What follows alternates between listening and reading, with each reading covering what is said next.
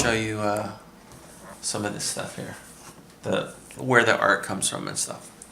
So this is kind of like my setup here in the kitchen.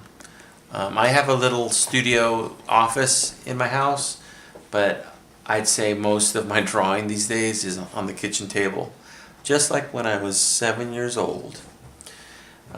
Except now I have facial hair.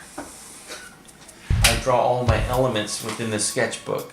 So, if you'll see here, like for example, this is a scene from a cartoon I'm doing called Cherries in the Snow.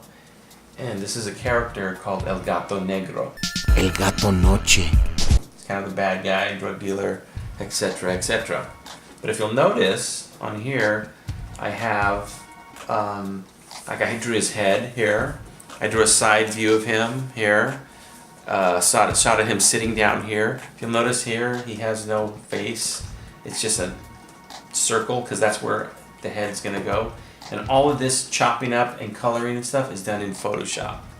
So, and you, I don't know if you can see it, but I even have some weird looking mouths here. So, and glasses. So it's kind of almost kind of like color forms. Remember that? It's kind of like I cut out his glasses and put them on his face sometimes. Sometimes I'll just draw them in Photoshop.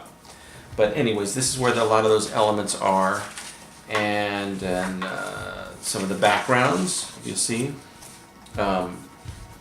Backgrounds are done on paper. Sometimes I'll draw the backgrounds in Photoshop as well. Let's see. You'll notice here, like for example, this shot that you're going to see is him shooting a machine gun. So I drew his body in on paper, leaving just a place filler for his head, where his head's going to go. He's balancing his leg on this nice gentleman, and if you notice, he's got the little Axl Rose 1990 something white biker shorts on. I don't know why, just thought it was funny. Anyway, so this is kind of how it works. So with all these elements like that, and then I'll take them into Photoshop and